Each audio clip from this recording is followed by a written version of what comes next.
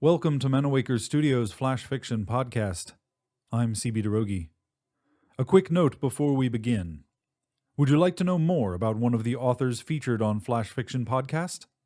Check manawaker.com for contributor bios. This week, Lightning Flashed by Adam Gaylord. Lightning flashed through the ion-charged atmosphere, arcs of energy dancing across the metal hull of the ship. "How's she holding?" Captain Roberts asked. I could hear the pain in her voice. Dozens of indicator lights glowed from the control panel, most of them yellow or red, many of them flashing. Sparks flew from the co-pilot's console, singeing the ensign's uniform, his dead body still strapped in his chair. "Okay, I guess, ma'am," I added, not used to the formalities of the bridge.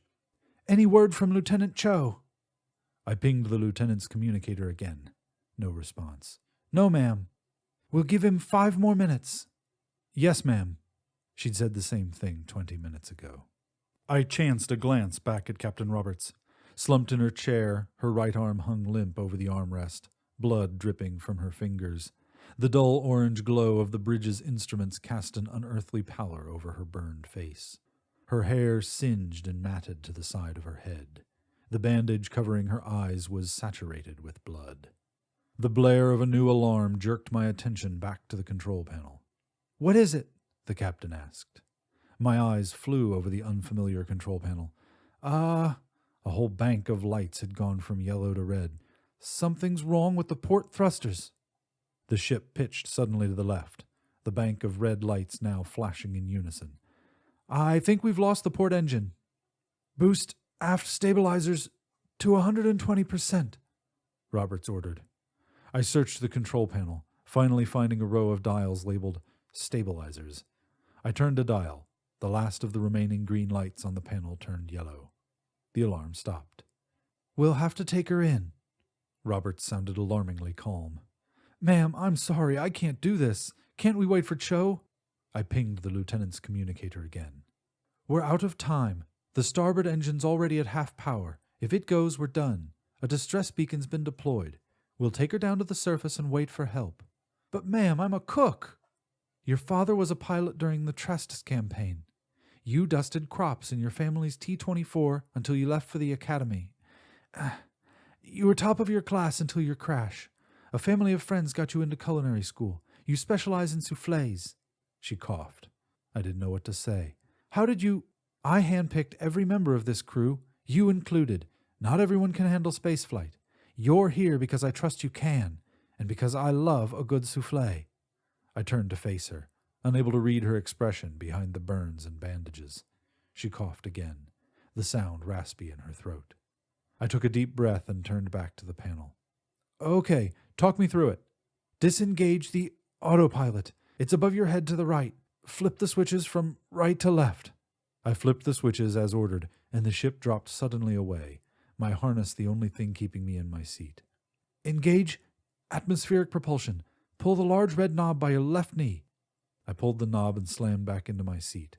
The ship shook violently. "What's our altitude?" I scanned the dials.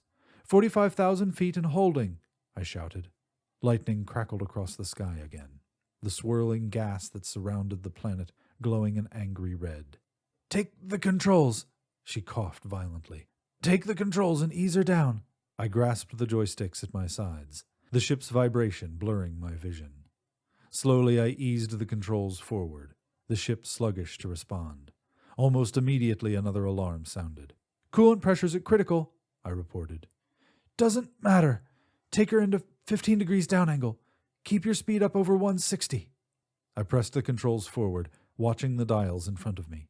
15-degree down angle, speed at 173, I repeated. "Hold this course until we break through the cloud cover. Then we'll figure out where to—" The metal hull of the ship shrieked as half the starboard wing tore away. "She's coming apart!" I screamed. "Engage all flaps!"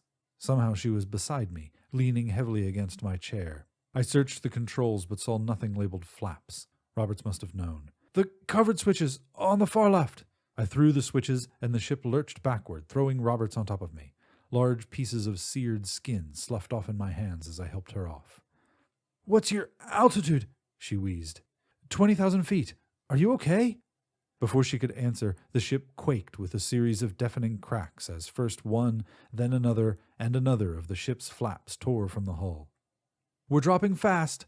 I was floating in my chair again, bile rising in my throat. Robert's voice gurgled in my ear. "When you hit 15,000 feet, pull the handle by your left foot." I didn't have to wait long. I leaned down and pulled the handle. Nothing happened. "Your other left, the red handle." Shit. I pulled the red handle, and 3 huge parachutes launched from the roof of the ship. I slammed down into my seat as they caught air, momentarily halting the descent of the ship. Almost immediately, one of the chutes tore away. "Altitude?" Robert's voice was barely a whisper in my ear. 9,000 feet and dropping." We were below cloud cover, and I could see the desolate landscape of the alien planet.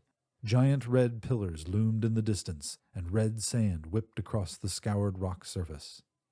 The ship shuddered again as another of the parachutes tore away. 5,000 feet! I willed the last parachute to hold. "Come on, girl, hold together! Hold together!" The ship shuddered violently as the last parachute tore away. 1,000 feet! I felt the captain's firm hand on my shoulder. Red columns zoomed by on either side as the ground rushed up to meet us. "Hold on!" The impact threw me into the control panel, tearing my seat from its base. Alarms sounded and sparks flew from every direction. There was no way to tell which way was up. The ship tumbled forever, and then it was still.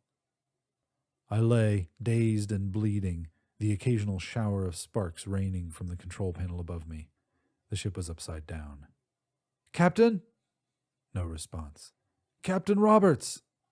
I managed to right myself enough to crawl around the ceiling of the poorly lit bridge, feeling more than seeing my way. It wasn't long before I found her, face down against a support beam, her arms pinned awkwardly behind her. I touched her back, but she remained perfectly still. The alarms had stopped, like the ship was too injured to call out. Wind howled outside the broken hull of the ship, pelting it with sand. Besides that, the world was quiet. I lay down next to Roberts, my captain, and thought about the lonely distress beacon floating somewhere above us. And I waited. This has been Lightning Flashed, written by Adam Gaylord and first appearing in Evil Girlfriend Media. The Flash Fiction Podcast theme song is by Kevin MacLeod. I'm CB DeRogie. Thanks for listening.